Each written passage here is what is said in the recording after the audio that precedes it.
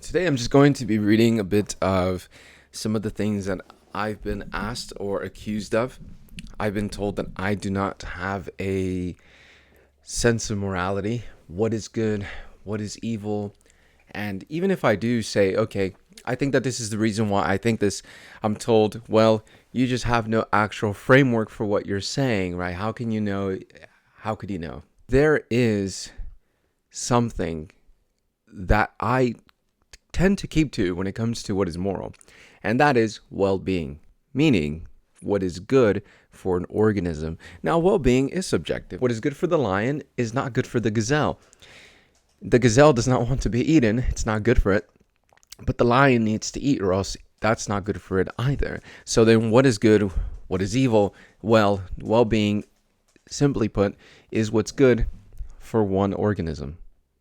Right? I'm not saying that there could be an equal well-being for all. That's just not possible, right? Because even a blade of grass is injured by the need of the gazelle. Well, I don't like feeling pain.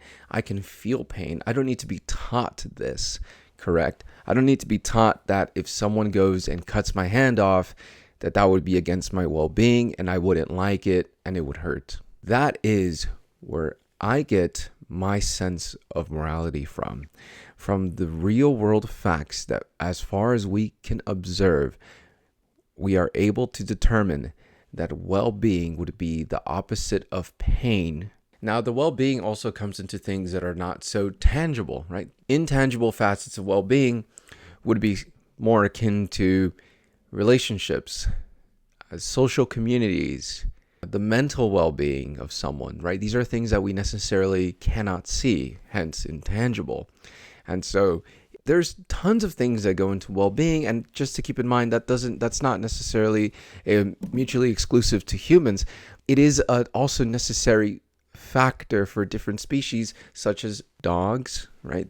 They need that social aspect as well. Their mental well-being depends a lot on their sociability, how they get along with others, and even how they find partners. We found that other animals do suffer also of depression or sexual frustration. So we're not special in any of these types of ways.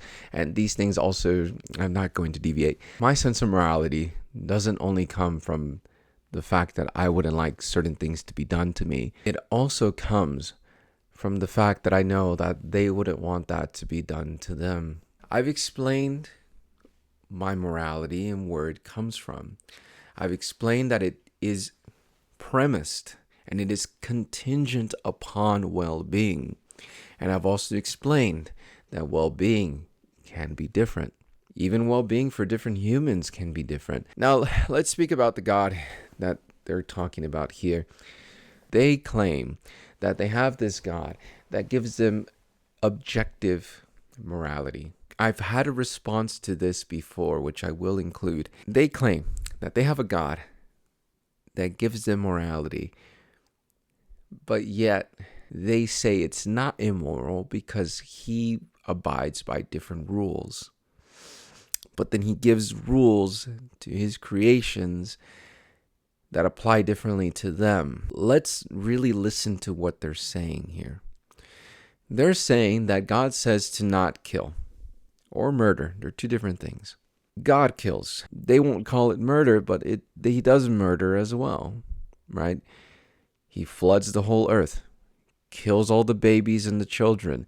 He tells, I believe it's Moses, to tell the people of Israel to kill all those Midianites and keep the young virgin girls for themselves. So kill all the young boys, even the infants, right? So infanticide. But if I were to do those things, I'm immorally bankrupt. I'm the worst of the worst. I am terrible.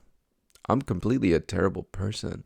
And I would think so too, because it goes against well-being. In this instant, tangible well-being. So this God tells you to do all these things, but then tells you to love one another and forgive one another. But then also, if you don't believe in me, I'll burn you forever. Well, now the punishment's worse. Now the punishment is actually cruel. That someone that's just like me will go to heaven and I'll go to hell just on the basis that they believed and I didn't. Nothing different. This God has told people to do the atrocious acts which were previously aforementioned. How is it that you can claim that you're obtaining objective morality when also different Christians, not only is this God shown and proven to be a complete monster, but different Christians from even the same denomination, it does not matter what denomination they're coming from, they have different understandings of what is good or bad, right? What's moral or evil, right? Is it fine to kill or not to kill? Christians here say it's not fine to kill for any reason, and then Christians over here are saying, oh, you can kill if it's to defend yourself. And they're both true believers. They're both seeking honestly, genuinely the truth, and they both arrive at different conclusions. It seems more to me that people are already coming to the same conclusions using my framework, right? What is well-being? What would be the best for me and for all of us here? Because we don't like pain, we don't like hunger, we don't like loneliness, right? The intangible. And so what do we do to reconcile that? And then the answer that I received when I previously brought this up to another Christian was, well, humans aren't perfect. And we try to, but we still get to different things. That is an extreme cop-out. If a God wants you to follow his laws and be moral, why would this God not give it clear enough so that you all can be moral? He knows, because he's not an idiot if he exists. He knows that if he gives you this law, you are either going to know it or not know it. You're going to understand it or not understand it. And then I am then prompted this response. Well, if he does that, he's not giving us free will to misinterpret. No, not at all.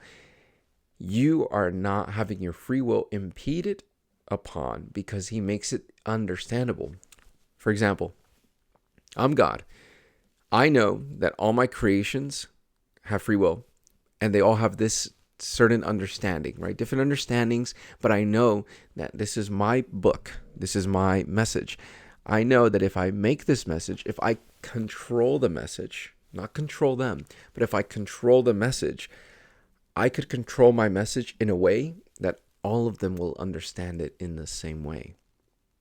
For example, another example for my example, if I have a sign on the wall that says, be careful, loose wires, and then it has a little stick figure getting close to a loose wire and getting shocked, right? The yellow signs with a triangle, and then on the bottom I have it in Spanish, and then on below that I have it in Korean, and below that in Arabic, right? So I have it in all the different languages of the population in that area, right? The demographics, which we do see nowadays with warning signs. We have aviso, right? We do that because we understand that the demographic of people living there don't all speak English. And so when we want people to understand, we're not getting rid of their free will by making sure that they all understand. Not only do we have words, we have them in different languages of the demographic in that area, and we also have graphics so that someone that maybe can't read can see the sign and understand that there's danger, right? So if God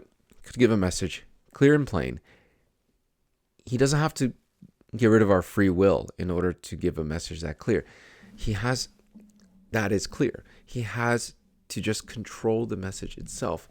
And then also, if God knows that this message is not going to be clear, then the message doesn't mean anything. That means that whoever this God, if he exists and is objectively moral, is giving these objective moral codes and laws and frameworks, and you're saying that you can understand it because your understanding is flawed and that you don't have the capacity to understand him how he wants you to, and that even two different Christians could understand it, then it's meaningless. Because your God knows if you're going to understand it or you're not, or if you're going to understand it the way that he wants you to.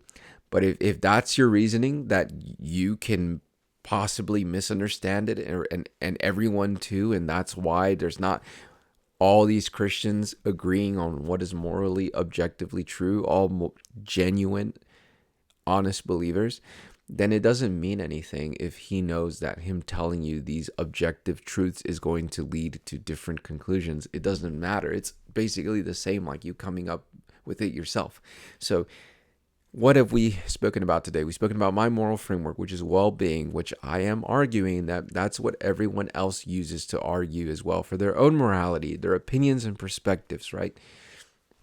And then what else have we spoken about? We've spoken about how Christians claim to have moral objectivity, but cannot agree with moral objectivity with every other Christians who are genuine and honest believers.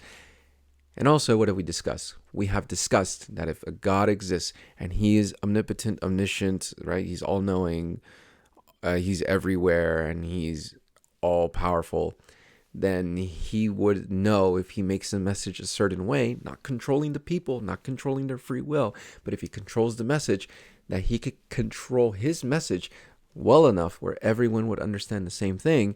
If that's what his goal is, that we all understand it, then he has failed. Because if you're going to say that humans are imperfect, which I can agree with, that doesn't take away from the point that if this is something that would be something that he wants us to understand, he would definitely have failed, because genuine, honest believers want to actually seek the truth. So we've concluded, if that is what he is, if that God exists and he is that God that has all those powers, he is a complete failure on purpose too. So you can't blame humans for not being perfect. You just cannot blame humans for not being perfect, for not understanding exactly what God wants from you. If he cares enough, you will know it.